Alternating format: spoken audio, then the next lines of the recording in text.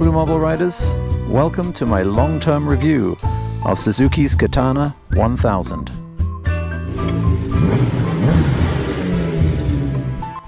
If you had been around in the early 80s when the original Hans Muth-inspired Suzuki GSX 1100 Katana and its smaller twin, the 750, were unveiled, well then you too would have been gobsmacked. These bikes looked like nothing that had ever been unveiled before, and just as it is now, it was then. A Marmite bike. You either loved it or hated it. I was in the former camp. Central to the Katana's unique identity is its V-shaped gas tank.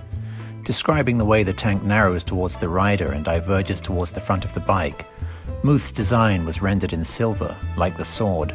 Originally, it had no windshield. That was Suzuki's requirement. On the side cover, Muth added the Japanese character for the katana sword, interleaved with the red image of the same sword. The sword first serves as a weapon, but a katana also has a mythological meaning in Japan, Muth said when he presented the design to Osamu Suzuki. He continued, "If you don't treat it right, its sharpness can be lethal, and the same is true for a motorcycle." Which might be why Suzuki added Brembo brakes to the Katana, to counteract the 148 ponies put out by that ex-GSXR 1000 K5 engine that is mounted deliciously within its aluminum frame. Other styling cues the 2020 Katana clings onto from the original are, of course, the headlight, the open tail, the clean rear end, albeit with the technology of LED, ABS, and 4 traction control modes. Well, is she all she's cracked up to be?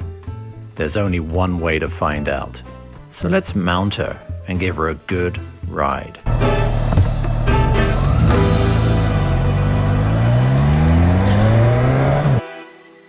Okay, the first thing we notice about the Katana is it's an LCD screen, rather like the V-Strom 1050. Has a gear indicator. It has a fuel gauge. It tells you your fuel consumption. It's got all sorts of electronic gizmos and gadgets as far as displaying, trip 1, trip 2. It's a fairly basic bike in that. If I go through here, it's got traction control 3, 2, 1 and off. Right now I've got it on 3. It's got brand new tires on it, thanks to the local dealer for lending this to me. It has ABS, and that's about it. There are no rider modes, and I'll talk to you about that in a second. First thing you'll notice when you start this is it has Suzuki's easy start, as in the revs come up when you let the clutch out, and it's a one-touch start right here. The dashboard is, as I said, fairly simple. It does not have a hydraulic clutch. Let's get going and talk about a few things on it. First of all, the sitting position. You are quite far forward. There's not a lot of bike in front of you. Not that that's a problem for me at all. I really quite like it. The seating position is slightly more canted forward than my own Z900RS, although the leg position is about the same bend. It's a sort of like a halfway between a sports bike and an upright position. Quite comfortable. I can't see any reason why you wouldn't enjoy this position for extended periods of time. The seat feels quite firm, in my opinion. And continuing on for a few hundred kilometers, if you could do that, might give you a numb bum. Acceleration on her is brisk. With brand new tires on this bike, I'm going to be a little bit careful about how I use the power on this. And speaking of power, there's about 150 horsepower, 148 to be exact, and about 80 foot-pounds of torque. The engine, buttery smooth, as you would expect from a 4-cylinder bike. This one has been tuned differently from the GSXR 1000 K5 edition engine for more low and mid-range, as you'd expect. It is a wonderful, wonderful engine. At 4,000 RPM, I'm getting no vibes. I'm getting no vibes at all. It is very smooth, very, very equivalent to the Z900RS as far as smoothness goes. Very plush. The brakes are Brembo, as you heard earlier.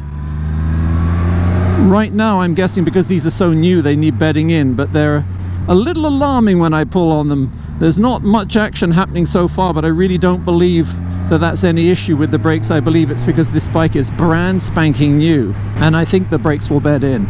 Seating position, legs are bent, but not too bad at all. You are slightly canted forward in a nice way, so that because this is a naked bike, by its very nature you're going to have some wind blast. There is no turbulence. The handling on it, it's a long bike, you can tell that, but it's quite nice. It's not quite as nippy as the Z900RS as on the turn-in. You know, it's got a nice stability to it. If you were coming from a sports bike, I think, and you wanted more comfort, I don't think you would miss much from a sports bike handling on this. It feels very, very nice. The engine, the fueling, now I've heard some complaints about the fueling on the engine. I've got none right now. It's a cold day now, whether like the Z900RS or other bikes of this ilk, it gets a bit poppy and jerky at hotter temperatures because of the Euro 5 strangulation that they put on these engines. I don't know. Right now, today, it's about an 8 to 10 degrees Celsius day, and the engine is running absolutely beautifully. I've had it up and down the rev range a number of times now, and there is no flat spots, there's no jerkiness. I'm not feeling any of that at all. I shut the throttle off, I open it up. I've heard reports that by opening up you get a sudden... Not at all. I'm finding this very, very smooth. The bike weighs about 217 kilograms.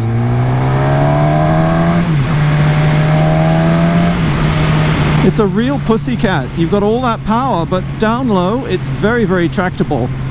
It's got medium around of torque. You know, I'm in 5th gear right now. I'm down at about 3,500 RPM, and if I open it up, it picks up beautifully. Very nice. Yeah, there's no flat spots at all there. As I said, the bike weighs about 217 kilograms, puts out 148 horsepower, 80 foot-pounds of torque. And it feels like it. It doesn't blow your expectations away, but at the same time, it feels like it's a medium weight bike with a nice dob of power to it. I'm not noticing anything different at the low end over the Z900RS at all. At the high end, you can feel a little bit more on this. The bikes this competes with would be things like the CB100R, more on that later, and of course Suzuki's own model, the GSX-S 1000.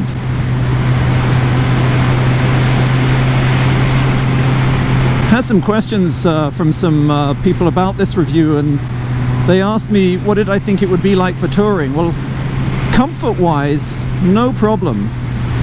Of course, I mean, if you're talking multi-thousand kilometer distances, the lack of a shield by its very nature is going to be a hindrance, but if you're used to that, there's no buffeting at all. This is as smooth as silk, absolutely smooth, lovely.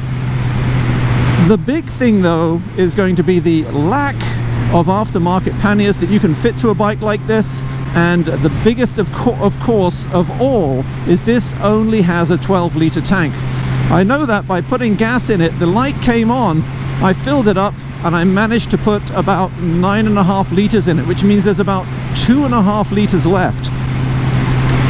I'm guessing you're going to get at a maximum about 160 kilometers out of this, maybe 180 dry. That really isn't very good, and that is a massive downside for touring. But this bike isn't meant for that. This bike is a back road blaster. That's what it's meant for, and as such, right now I can say it's putting a big grin on my face. I'm really, really enjoying this bike. The suspension is lovely. This is a particularly nasty piece of road, and because of those tires and this road surface, I am going to go fairly slow around here. There's a bit of dust on here, and it's fairly up and down, but the suspension is lovely. It's very supple. Yeah, it's very, very dialed in. I like it. Oh good, we've got it to ourselves today.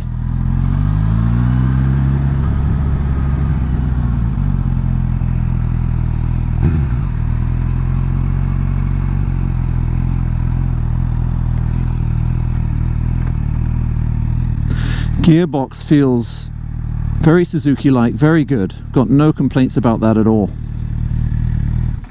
Let's do a walk around and just talk very briefly about the styling on this thing. First of all, this is based on the Hans Muth Katana from, what, 82? Came out in a 750 and an 1100 back then. But this one is 1000cc. Like I said, it's got the K5 engine in it. If we walk around, a few things that stick out to me. One, initially, because of this plate at the back, you kind of think it's a single-sided swing arm. It isn't. This is just a plate on the back. I'm guessing that riding this, the whole back end of this is going to get quite dirty. There is no mudguard off here. However, as I said before, this is a back road blaster, a Sunday bike. You're not going to be taking it out in the rain, I would imagine. Commuting with it, you could do it. But why would you? That's not what this bike's about. This bike's about thrills, riding, purity. As such, it's a simple bike. I really like the styling on it. Some people do not like it. It's a very Marmite bike. It conjures up very negative or very positive images. There are no people who seem to be in the middle. Very typical of the 80s styling that comes with it. It would have been nice if they'd made this a single-sided swing arm to compete with the CB100R, and more on that in a little bit, and I will get back into that and the reasons for that. Coming back onto the bike, the frame is aluminum, beautiful frame. I personally love the styling. It's probably because I was around when the original was out. Coming up to the front, I really quite like these two lights here when it's on, and maybe I'll just turn them on now. Now I don't have that on, but on low beam you can see only the top of the LED is on, and then you've got these two lights coming off down here. I find that they're very appealing to me for some reason. The high beam, the bottom comes on as well. It's all LED. Very nice. It's got Brembo brakes, as you can see, over 300mm discs. They're not amazing right now, but it's literally a brand new disc. It hasn't really been run in. It probably needs a good 1,000 kilometers to do that. But look at the curvaceous radiator. It literally goes in like that. Loving it. And the four pipes coming down. The styling is gorgeous. It's a simple bike though. There are no riding modes. Let's get back in it. Quite nice the way this comes on and flashes when it's up. It tells you when the first service interval is. The ABS is on or off. And I quite like the way that they've got the Katana. They seem to be very proud of this bike in here. The turning circle isn't great.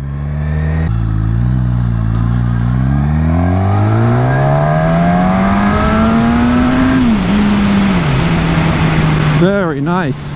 Comes up to speed quickly. It's actually such a predictable bike. You think 150 horsepower and it's going to be a little bit intimidating. It isn't. It comes on so sweetly. Not to say it isn't fast. It is.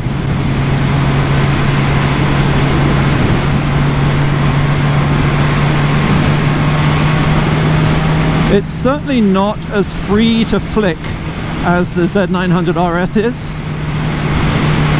It seems to have a lot more inertia, as in wanting to keep its direction. The fact that the bars perhaps aren't quite as wide on the Z900RS. Suspension front and rear, well, the front is fully adjustable, all three ways. The back is adjustable for damping and preload.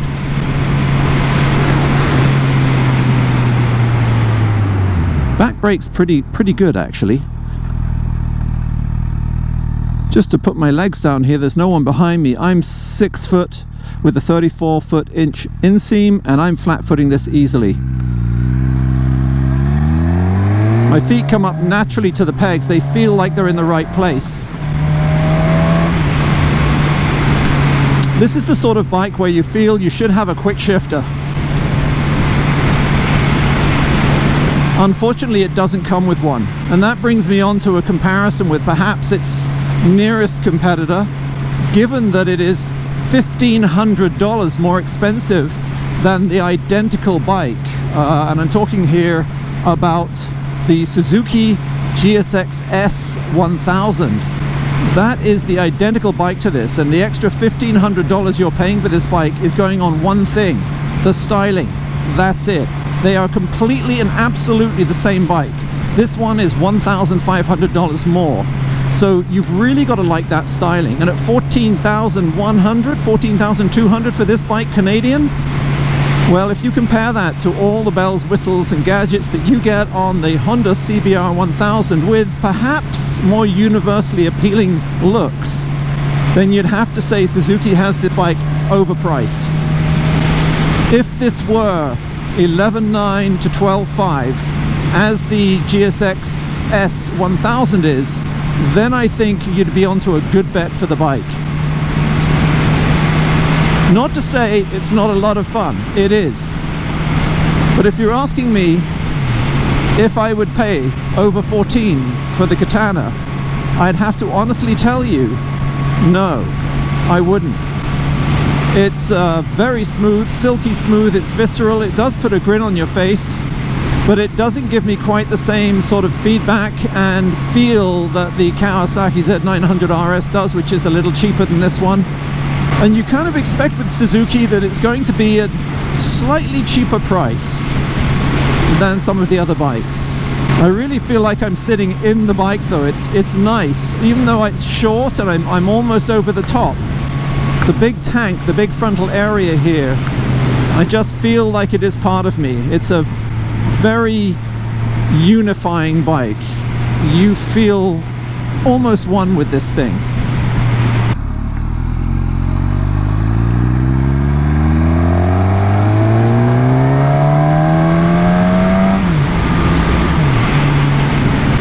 This has a gorgeous exhaust note. There's a real induction intake snarl with a crack. It's gorgeous. The exhaust, I don't know if these cameras are picking it up, but the exhaust sounds lovely. It's very reminiscent of a GSX-R. You can tell.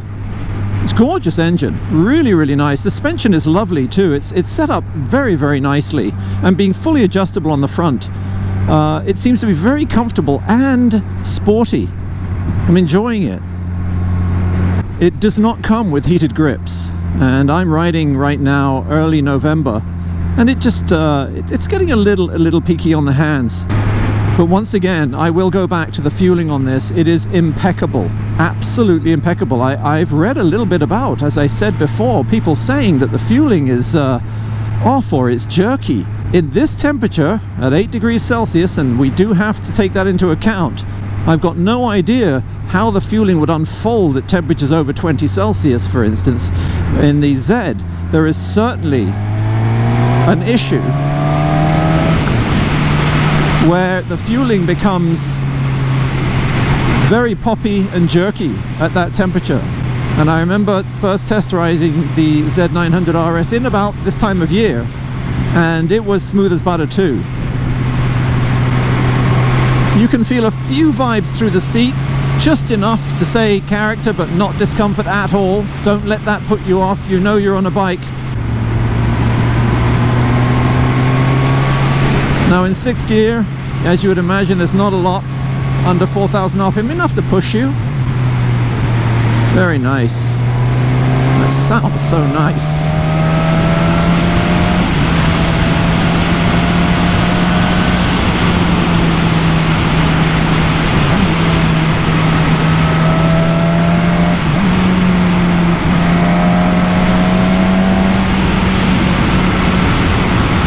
Yeah, listen to that. It's like a little symphony of a virtuoso, this thing. A few buzzes around the buttocks, up around 5 and 6, 7,000 RPM, but nothing that's going to make you uncomfortable. You just realize you're on a bike. The best sort of vibes. Very, very, very fine, very faint, but just enough. And the suspension is handling this terrible road really, really well. No problem.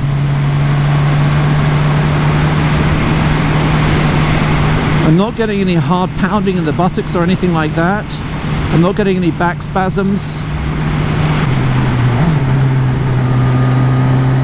The clutch is not hydraulic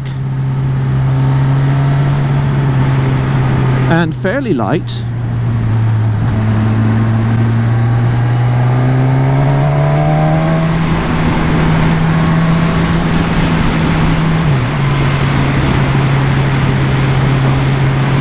know, it's impossible for me really to judge the tires. They're still under 1,000 kilometers, and so I'm not really pushing it too hard round corners. But I mean, there's nothing obvious to me saying that they're awful. I'm not in the wet, it's perfectly dry. They're giving me some nice feedback. I keep coming back to it, but it is a very, very comfortable riding position. I'm really liking the tank position too. It's nice to get your legs on it. And you're well protected from the elements by the big area, the big frontal area on this thing. Yeah, overall, I'd have to say the bike's a lovely bike. It's probably priced about $2,000 too much if you compare it to bikes like the, as I said before, the Honda CB100R. The styling is probably more universally acceptable, and certainly for me, even though I love this bike and I love the styling, I think I prefer the looks of the CB100R, the Z900RS, bikes like that. The performance of this bike though is certainly, I'm not noticing a huge difference with the Z900RS that I have. I'm guessing it would be equivalent or close to the CB1000R. Now the CB1000R comes with a lot more bells and whistles. It also comes with that single-sided swing arm, which I think is very appealing. Looking at this bike, looking at the back, looking at the way the mudguard is missing, and they've got the number plate holder coming around the side, it almost looks like a single-sided swing arm, but it isn't. And the other thing I notice about that is lubing the chain would be quite difficult, because that mudguard holder that comes round on the left side of the bike completely covers the top of the chain, so you are going to have difficulty there.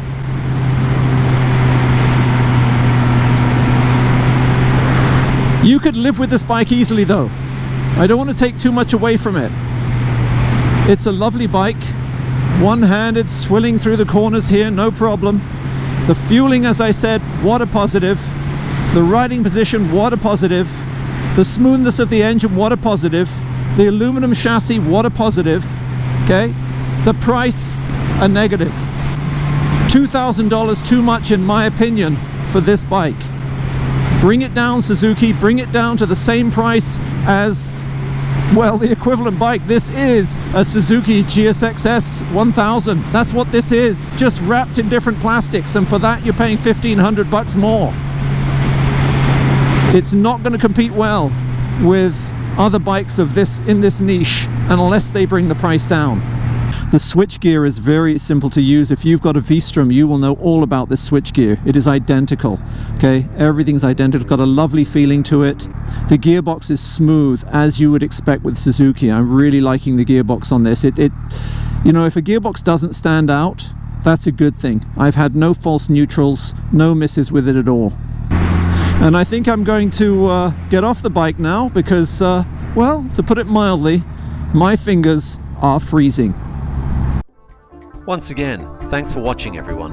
If this is the first time you've watched, please consider subscribing. I do product reviews, motorcycle reviews, off-road and on-road vlogs, as well as tours. Don't forget to follow me on social media, that's Instagram, Facebook and Twitter, and to like, and especially, I'm begging you here folks, subscribe. This is the BlueMarbleRider, out.